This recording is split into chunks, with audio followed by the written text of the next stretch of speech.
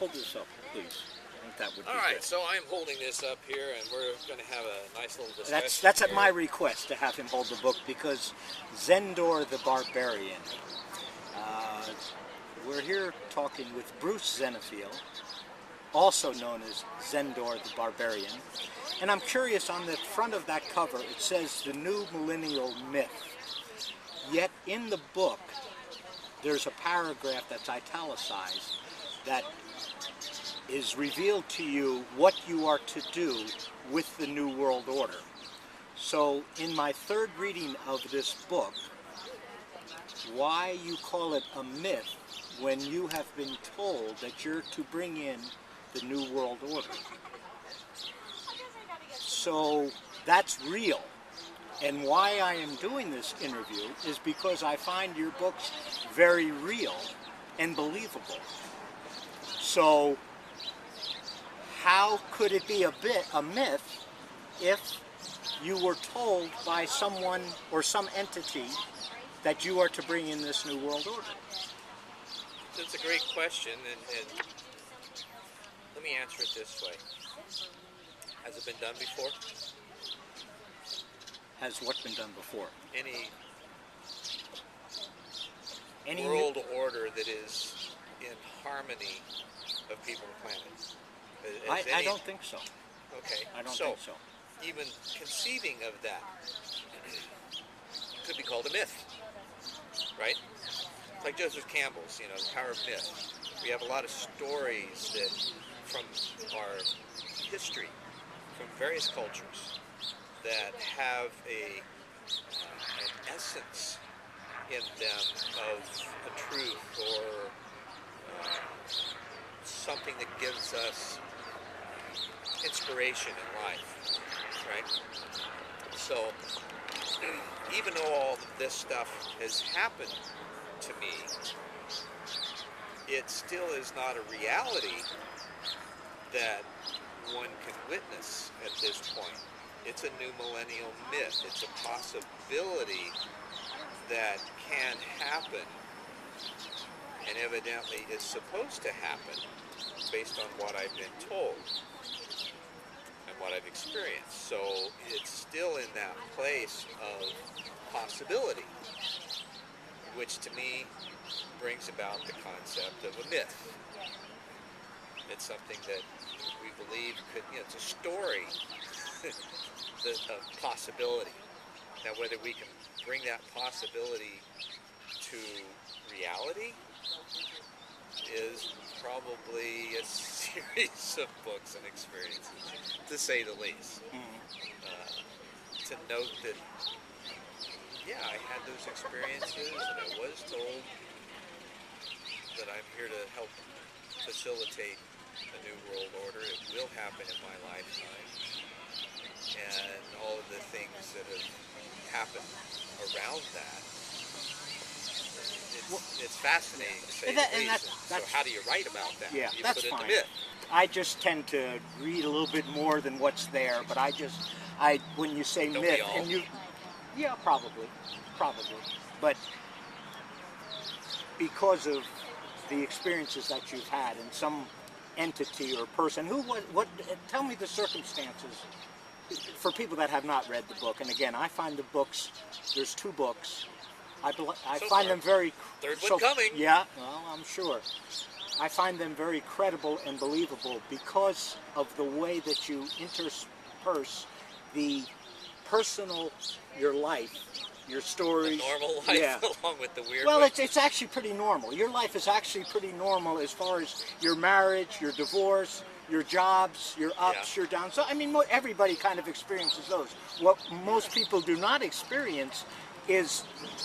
I forget what page it is, but you go into a lot of different terminologies that I'm not familiar with.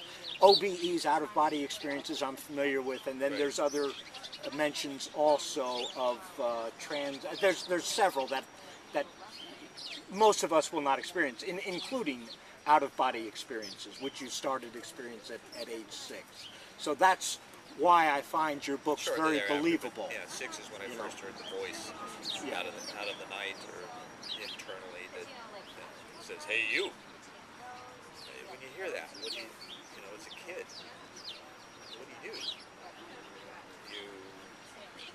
try to validate it with anybody around you that should have heard it also, which is what I did, and they didn't hear it.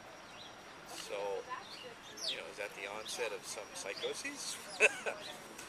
Possibly, um, if it's considered that, what's the consistency and what's the message? What's the result of experiencing that voice? Well, that voice has never led me down the wrong path when I've listened. If I don't listen, it's subtle. It's not something that beats me over the head, but it's always there when I ask questions. At any rate. Okay. So I started with the OBEs at 6. I think where you were going was describing the experiences as a teenager that you were referring to. Is that what? Yeah, along those lines, other than the fact that, getting back to that paragraph in the book, that when you were told that you were to introduce the New World Order or be a part of, or something you'd like to to that know effect. how that happened. Yeah, how that happened, and the connotations of New World Order to most people do not have positive connotations. And maybe because Hasn't that's been just designed that way. That's the yeah, way exactly. the media spun it. Of course, but that's why I'm curious as to this New World Order. How do you see this? How do you view this coming into being? And what do you see it? How do you view that? Well, there's several questions there. Let me start. Yeah. Let me start with the easiest one. That's what I tend to do. And that's how it happened. As a teenager, I was actually 18. I said in a previous interview that one of the first ones on camera ever about it was that I was 17 at the time, and reading or listening to it, I was thinking, why the hell did I say that? Because I knew better. At any rate, I was 18. I was at Ball State University, Muncie, Indiana, Dave Letterman's alma mater, for those Dave Letterman fans. And I had emotional experience because when I returned home to ask a girl to marry me that I thought I was in love with, and I had broken up with her before I went to school, which was a couple months prior to that. Went back to ask her to marry me, and she was already married. Yeah, that's kind of how it felt. Is how that truck sounded, it just pummeled me. So I went back to school and I got down on my knees feeling like I had nothing. And so I got on my knees and I prayed to know truth. And my prayer was, Father, I want to know truth, and I'm willing to die for it if necessary. And about a week later, I came back from class. This was the honors dorm. I was in pre-med program. And got back from class.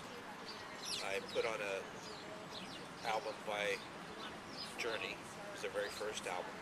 Got to the second song called In the Morning Day, and between the vocals and the vamp, this voice I'd been familiar with since a kid asked me by name, said, Bruce, are you willing to die for what you believe in? My first thought was, oh shit. My second was Christ consciousness. My third was cosmic consciousness. The distinction being Christ consciousness was in body, cosmic is formless. And then I said yes. So immediately this guitar riff comes up, and it sounds like a rocket ship taking off. And so I leave my body effortlessly. And I turn to look at my body laying across my dorm room bed. I turn back to look where I'm going, and immediately I'm engulfed by white light. No sensation of movement or anything. I just turned around and looked, and it was there. And you're conscious. Fully. And no drugs. And it was mid-70s, so that's a legitimate question. As an impetuous teenager, I knew that I was not dead because I could think. All I saw was white light. I could not see my body or feel any tactile sensation. So my question was, wow, is there more? Because this is kind of boring. and immediately I felt a movement.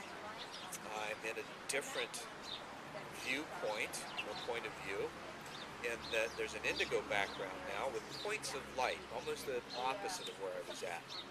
And the points of light appeared as a sphere around me, at least that's how I perceived it. And then I thought, in a recognition, intuition, something of that nature, that these were points of light, but not just points of light, they were points of consciousness. Whether in body or not, I wasn't sure, because I wasn't, and I knew it. And the voice at that point picked back up and said, these are those that you are to work with in order to facilitate a new world order. It will happen in your lifetime. Know this to be true. Your path will be full of trials and tribulations. Have faith and trust that everything you need will be there at its appointed time. Trust and allow. And as soon as that last word was spoken, I felt another rush of energy, and I basically got returned to my body with a... and laid there with my eyes closed for a number of minutes, just feeling the awesomeness of that experience and coming to terms with reintegrating with my body, and then wondering what the hell just happened.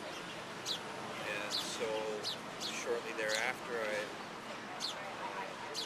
over the next few days, I spent a lot of time in the library trying to research what the heck just happened to me. I'd read about out-of-body experiences and things like that.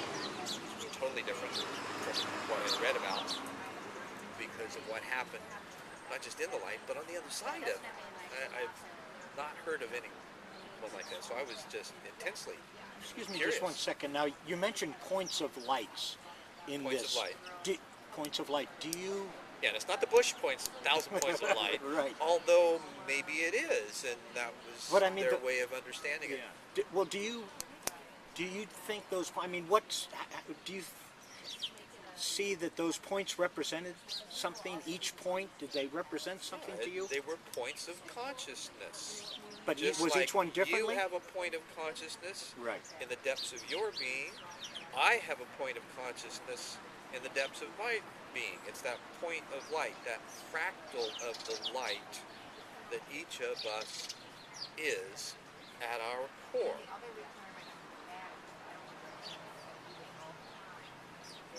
That's how I see it. So this was a few years ago, to say the least. More than 20. Yeah, 1975. So it's a few years have passed. What has happened in your life that has given you any indication as to what this new world order will be? Has there been anything significant as to what this new world order will be? That's a great question. I don't know if I have a very succinct answer for that, other than harmony among people and planet. Now, what's that look like? So my questions after being told that have been basically how's this new world order take place, and what do I need to do to prepare in order to fulfill that? What do I need to do? Who do I need to be? How do I need to be? More importantly, what needs to be done, and how can I accomplish that? What do I need to do in order to prepare? Because this is a huge undertaking, and when you're just first told that, it just blows you away, and so anybody you talk to is going to think that you're freaking nuts, and they did get that.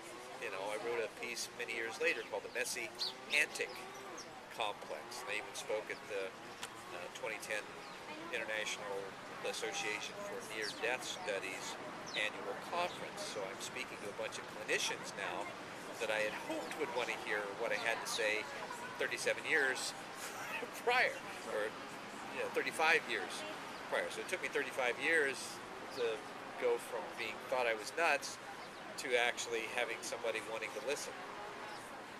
because of the research and study that's been done on near-death experiences. Right. So, but the process of that has displayed itself in various roles and job opportunities, learning how, picking up skill sets and then grouping that skill set in various ways, and finding others that have similar things, and then thought about, okay, if this, I get harmony with people on the planet. Right. How does that look? What do we need to do? How do we need to be? What are the things that promote it? Not what we don't want.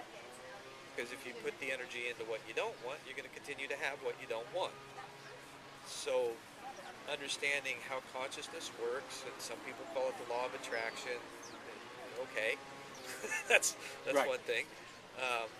How does it work? Well, you produce what you think and feel consistently, and how you think and feel consistently. It reflects back to us on so many levels that most of us are completely unobservant or unconscious of.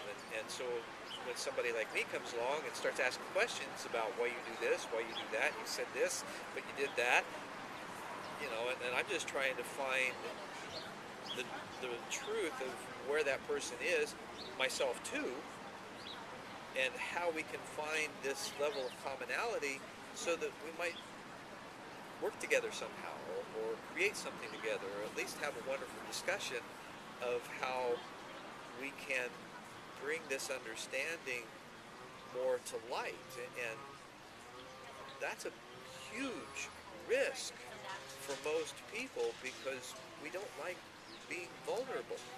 We don't like feeling that somebody might reject us because of how we think. We get that by how we act, or how we look. We get all kinds of judgments and things thrown at us, titles, labels, definitions, diagnoses, depending on the framework of that person who's looking at us. We can have all kinds of labels.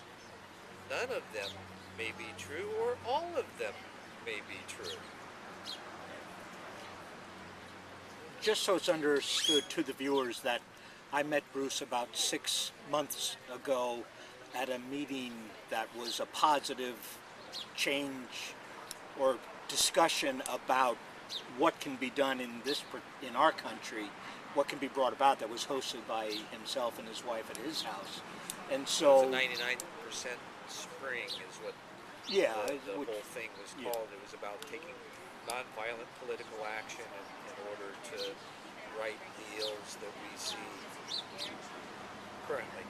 Which is, we are both on that same page. We're both on that same page, which is probably the main reason why I am conducting this interview, as I have never done so before, because we are about Chuck. positive change of something. And I, having come from the Occupy movement with the premise of I'm on the positive solution side, you're also on the positive solution side of whatever this is that we're doing. We're not, it's well, about you mentioned positive change. the Occupy movement.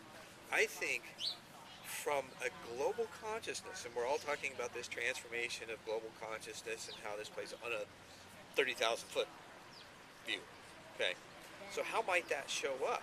How might we see the evidence that enough people are finally getting uncomfortable enough that they want to voice their opinion and say, hey, I'm uncomfortable and something's not right, which is exactly what the Occupy movement did. And it raced around the globe in a matter of weeks. Now, did it have an ultimate goal?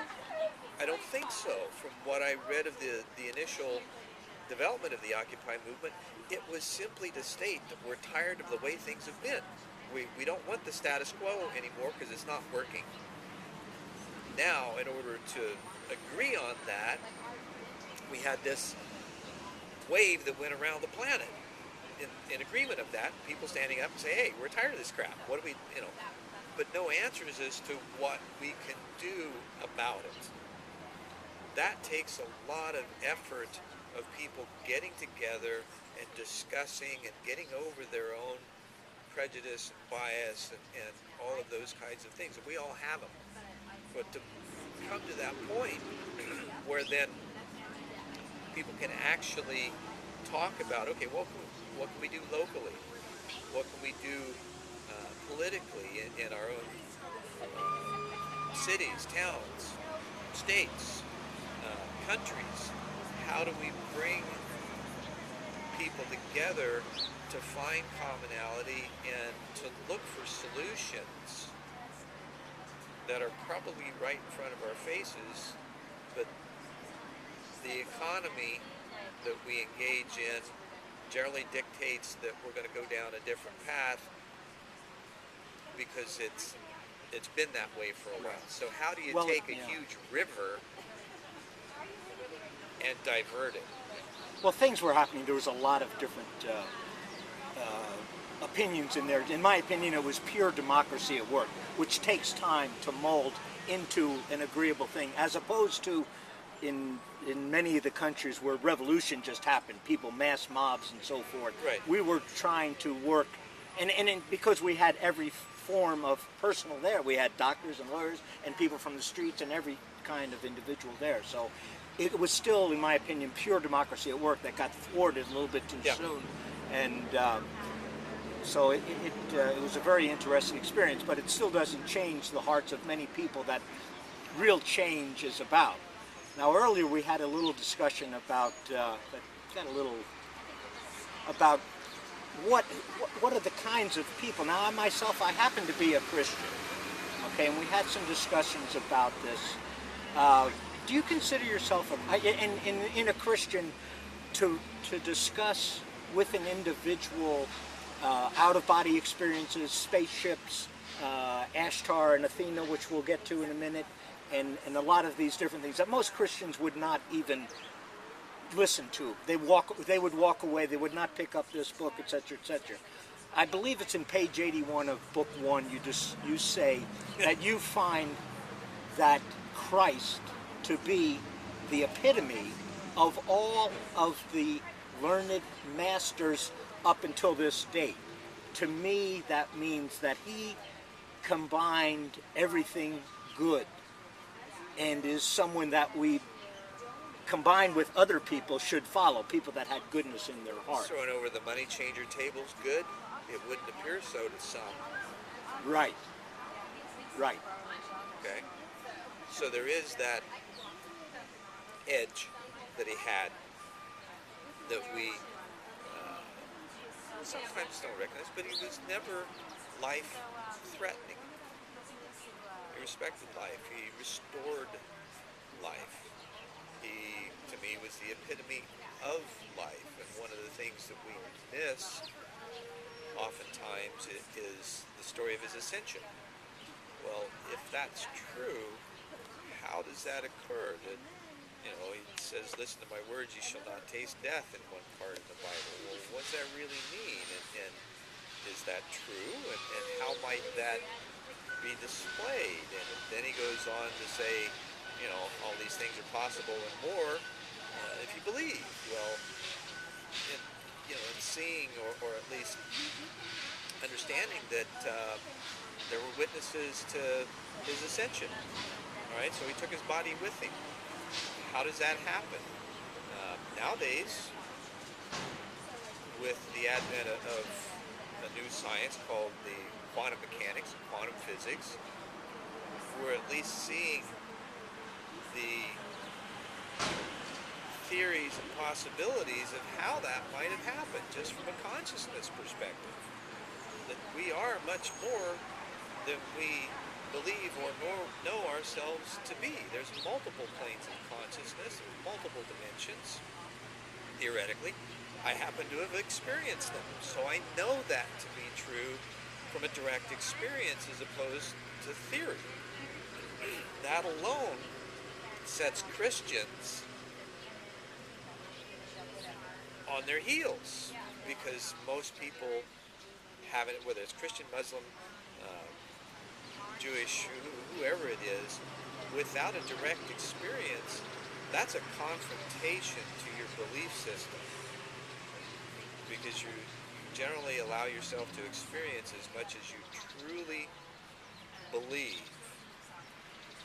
Now, when I was asked if I was willing to die for what I believed in, how many of us are truly asked that question and then make the choice where it actually happens? Or at least by all indications in the research, that's apparently what happened. Okay, I get that that's a real hard pill to swallow, whether it's blue or red. Give me first off, getting back to your statement about when Jesus overturned the table with the money changers in the church, Yeah. that everything that he did, in my opinion, was very consistent. And what he did say in the Bible about money and so forth, and what I have found to be very wrong in our country is the fact that mostly our politicians that are running our country, they're serving two gods. And Jesus clearly said, ye cannot serve God and mammon or money. And that's why he did that. The Bible said usury is not right. Exactly. So, Right. what do we do about Or every that? seventh year there will be forgiven debts, but it doesn't say anything. Yes, it does. You're exactly right. But anyway, going into these 12 levels of consciousness, could you elaborate some of the more, for someone that's only, I guess, Okay. what level of consciousness do you consider a Christian or a person of faith to be? I don't make those distinctions because that's an individual. But there's 12 different. What I understand Right. from my experience is that we begin at the void, emptiness, nothingness. As we begin to rise to the next level, we find that there's a layer of light, which is where sound or music enters the picture, and the light and sound create form. And our body being the third dimension. Now, from this dimension, there are, at least theoretically, according to quantum physics or Hawkins theory, there's 10 or 11. In my experience with the multi-plane awareness technique that William Swigart developed back in the 50s, and it seems to be consistent throughout the experiencers of this technique, is that there are the 4th, 5th, 6th, 7th, 8th, 9th, 10th, 11th, and a return to the light at the 12th. So if you look at it as a rainbow, each one of those planes has a body. It may be and is a different vibratory rate. So a red rate is different than an orange rate, which is different than a yellow rate, which is different than, Yeah, so on and you so obviously forth. have a very deep knowledge of this, and Well, I you asked me a appreciate. question, so No, I'm I understand. explaining No, how this is. Right. So let me finish that up quickly by saying each one of those dimensions has a body, has a set of senses, and has a design or a knowing or a function. And as we begin to understand that we are cosmic consciousness condensed into these forms we call bodies, then we're able to access a greater part of our being and understand, kind of like the book of Revelation says, is that God dwells in man. Well, what's that mean? That's one way of looking at it, that there's this infinite intelligence that we have access to that is filtered down through these vibratory ranges into this densest of forms, which is the physical plane. I understand all that. My question that I wanted was some of your specific movements in these other dimensions, experiences that are real to you, that would be, well, they may or may not be of interest to other people, but they are to me. Okay. So Just give me You're the some. most important person right now. Yeah, because I'm the only one here. Yeah. But some of the specific instances that occurred in your life that some of us will say, "Wow." What were some of those? Let me ask you this: what was the most bizarre experience that went through your mind, I or don't know. that went through your There's a essence? most bizarre, but there's one that comes to mind that I've been able to find rather humorous because I woke up laughing. This was in 1991. I don't remember what month. I woke up out of a sound sleep laughing.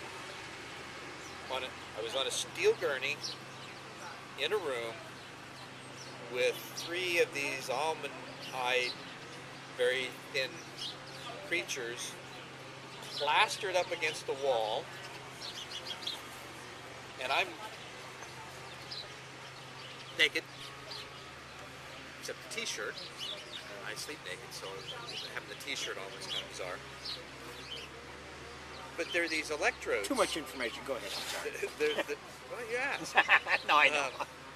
And, you know, in order to understand things, I like to paint the picture of the story and of the situation. So Right. Yeah. No, I'm just teasing. Storytelling, whatever. So I wake up laughing, and there's electrodes stuck in my sphincter. And I'm laughing because it's embarrassing, and I'm pulling these things out, and going, "Come on, guys, what do you think you're doing?" And I get to the last one, and it feels like I pull a pubic hair. And it stings. And the instant I feel the sting, I open my eyes up, and I'm in bed. So, having that instantaneous shift. I know what lucid dreaming is. I've spent a lot of time in those places. I've done a lot of work on dreaming, meditation, transcendental, chanting, all of those kinds of things to figure out what the experience is and what it is for me. So I understand distinctions. This went from a completely conscious experience in one place to a conscious experience in a completely different place within an instant. We call that non-linear. So it's out of what we understand as time. I realized as soon as I opened my eyes up where I had been, what was going on, and it was an experience I had longed to have in some way. Not that I longed to have, those anal probes, but what I longed for was to have that conscious experience because I knew I'd been having them and not being able to remember them since a kid. Because I'd been shown snippets of things that let me know that, yeah, something's happening. So here is this, it's happening. I'm conscious, I'm there, and then I'm not. So my desire was to try to go back. So I closed my eyes with this intent of going back somehow, not knowing how. And so as I'm meandering in this darkness, I come upon this figure that is humanoid looking, dressed in a dark cloak, but it was somewhat luminous because I could see the outline in this darkness. And this humanoid being says to me, "Next time, just relax. We're just trying to be able to communicate with you more easily." And I understood what he meant. And the reason I did was because the prior week, my girlfriend and I had been in the library studying anatomy. She was studying to be a massage therapist, and she was in an anatomy class. And one of the things that we researched that prior week was the perineum nerve, which ends in the sphincter. It's the direct connect into the central nervous system. So on a science level, if another race were wanting to adjust our central nervous system frequency, where would they go? Where would they plug in? So that's where they plugged into you? That's where they plugged in. Okay, with that Gives thought, new meaning to butt plug, doesn't it? yeah, yes indeed. Are you familiar with the term Louvion? You had mentioned that, and Only from a friend of mine that was an Incan Indian that had experienced, or at least he had reported, which is a term, evidently he used to say it in like Louvion, Louvion, Louvion, means essentially traveling through space in Okay. times and barriers. Have you ever experienced these types of... I think that was one. It was a non-linear experience where I was Right, yes, yes. simultaneously. Right. I bilocated, I grabbed the guy's shoulder, sat him up in bed over 2,000 miles. It reported back that I did so. Did that at 19. I've been taken across the universe. Okay, go on that. How have you been taken across the universe, and what did you see? Well, And what were the circumstances? the circumstances were I was preparing to go through a multi-level, not multi-plane, awareness technique. And so there was a facilitator sitting next to me. I was laying on a cot, and I had taken a few deep breaths to center myself and get ready to go through this experience. So as I'm preparing, my guide, Zephyr, who I found out, and I've known Zephyr since a teenager. I met him then because I asked if I had a guide who is in, what's his name? He shows up. Did a little research. He was from lived in what is now the southwestern U.S. over 26,000 years ago. So he shows up, and he simply says, "Come." And so I leave my body, and we're traveling through the cosmos at whatever speed we were. Who knows? The speed of thought, maybe. What did you see as you're traveling? Initially, it was a starscape, and then I saw him as a sphere of light with a profile on the front of it of his nose, and I made fun of the size of his nose because he's got a sixth sense of humor with me, so I was kind of throwing it back to him. But I was asking where we were going, and he kept saying, "Just wait, you'll see." And so, in the meantime, we did, I'd seen him in a number of years, so we did a recap on my progress. I asked questions, how am I doing, give me a mission status, and I wanted to know. And so he explained several things, and basically as he was doing that, I saw video snippets of the points that he was talking about in the period of my life that had happened. So it was like a really quick recap. And then as that closed, we came upon this, and I didn't really feel a slowing, although there was a slight sensation. And so we arrive at this three-sun system. There were three luminous spheres. They were huge in comparison to these smaller green spheres that were all around it. The green spheres were the same size. The large spheres were the same size. And the small ones were maybe a dozen. I didn't really count. Not more than that. But the three suns, then, I thought, took one voice and said to me, "We are not only your forefathers, we are also the forefathers of your solar system." And I wanted to ask questions about what the hell that meant. And Zephyr says to me, "Nope, that's it. You got all you need. You'll figure it out." And back we came. I was disappointed. Did you travel back the same way? Traveled back the system? same way, and As according, vivid? and went back to the conversation that we had and discussing, other layers and levels of understanding. And then I returned to my body. And the interesting thing about the process, two things. One is that the multi-level awareness is designed so that the facilitator can ask you questions about what your experience is while you're gone, and you can report back verbally. So it takes practice to be able to do that, but that's where we were at. So he's asking me these questions about what's going on while I'm experiencing, not at the detriment of the experience, which a good facilitator knows how to do. So that was one thing. The second thing is that he kept track of the time.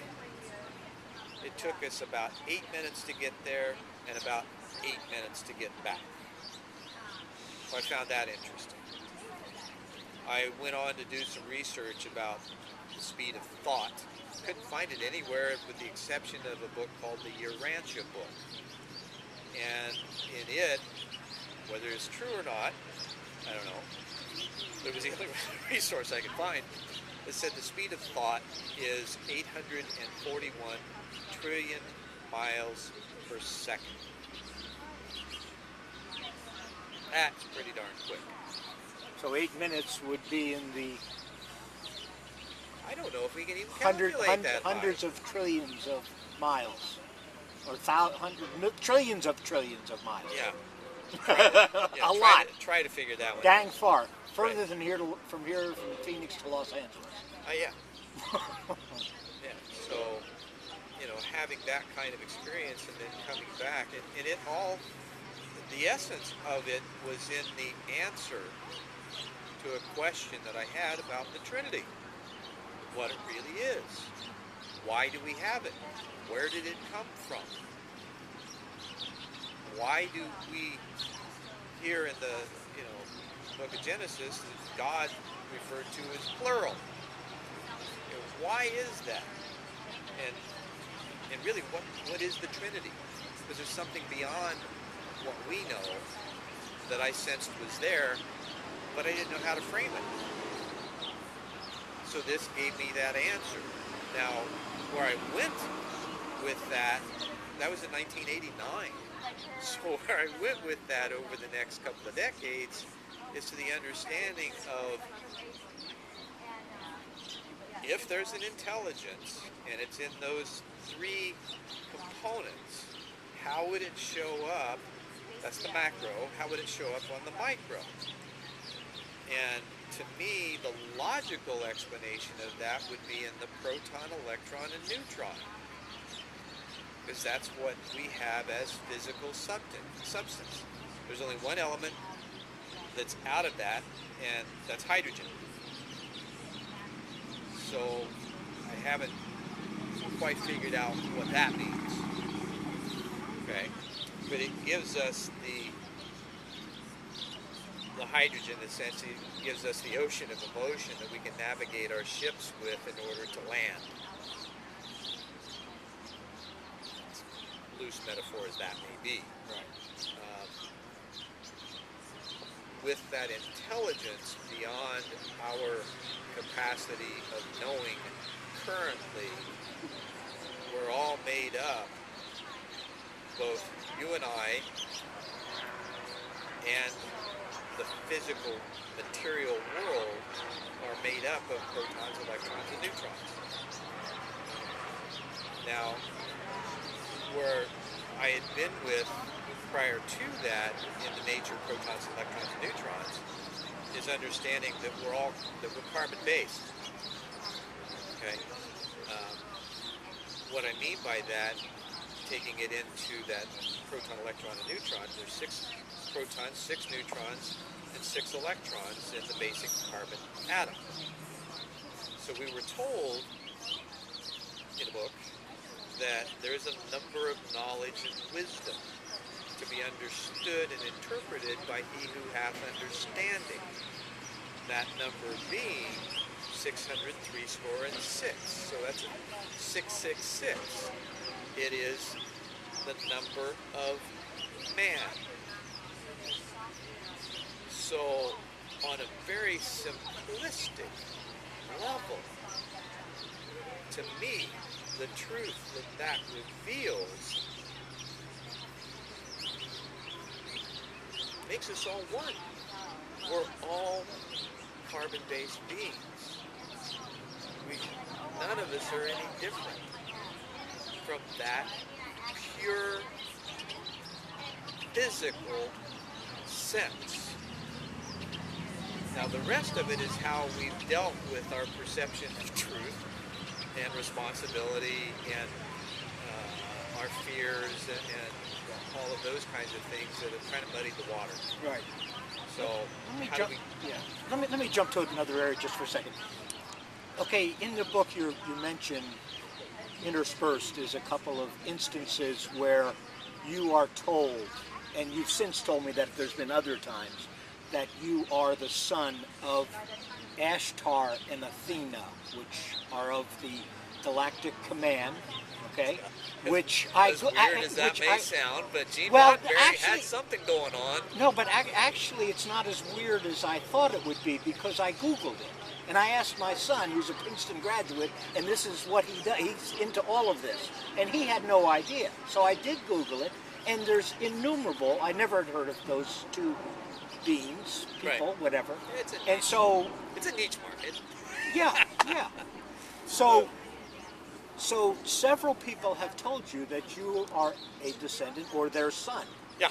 So in your mind, not knowing your being, or your beginning, or not really knowing. Being orphaned and adopted. Exactly. Right. Are these people or ascended masters, as you reference to them in the book, I think, are they real in your mind? And if so, what is their purpose? And have they communicated, you've been told by other people, but have you been directly contacted by them? Many questions in that. Yeah, I know, I tend to do that.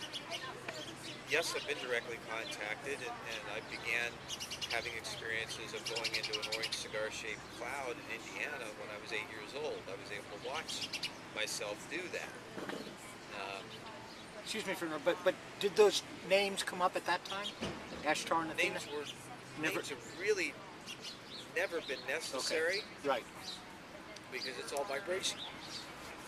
However,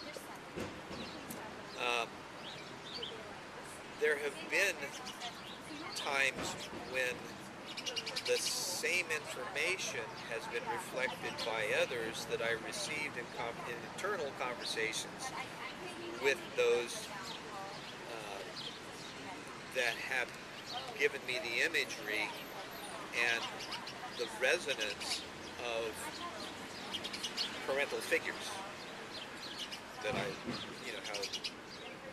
and I suppose it, for someone that knows who their blood lineage is, that knows who their physical, biological parents are, there's never a question of what it really feels like, because it's always there. You never really question it. Exactly.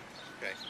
So going beyond that and looking for that sense, that feeling of resonance that one would have with said parental lineage, that's where they've shown up. And I've had numerous experiences where I've seen internally and then had reflected externally from others as evidence. So then there's also a period where, or a situation where I asked, let me back up. I was asked. I was jostling in the background. I may have distracted I was asked if I was willing, or if I was still looking for my parents, and this was by a channeler who didn't know me. I was there investigating him. And so he flips it, and I have my 9-year-old daughter with me, and he walks around the room, talks with other people for a few moments, and then comes over, stands in front of me, and looks at me directly in my eyes and says, "You're still looking for your parents, aren't you?" And I gulped, and I said, "Yeah, I've kind of given up the terrestrial search for the celestial because I'm more concerned with that side." And he says, "Yeah, that's great, but you'd still like to know who they are, wouldn't you?" And I said, "Yes." And he said, would you like to know their names? And I said, "Yes." And then he says, "Okay, they are," and all I heard was "at" and "at." So I admitted that, yes, I'd like to know, but something in my consciousness blocked the words as they came out of his mouth. And I had to turn to my daughter and ask her what he said. So she's 9 years old. She's not doesn't know any difference. And so I turned to her and I said, Crystal, what'd you say? And she said, Ashtar and Athena. Well, you know how you have those domino effect feelings where it just points of your experience or what you've known today all of a sudden culminate in this moment, and it almost feels like a pulse that goes through your entire being. That's what happened in that moment. And that seems to be what I would reference and others might reference as a moment of truth, where you just feel it in the depths of your being and you can't understand why, it's just there and you can't deny it. Like I tried to deny this fly that's flying around my face. Hello, would you mind? Yeah. Go play someplace else, thank you. You'll find me. It's like anything, you just need to acknowledge it. All we want is acknowledgement and recognition. We all want a little attention. Two things that we love, that we want, that we're destined for, is to love and be loved. Agreed. And when we can meet those needs in each other and demonstrate that on a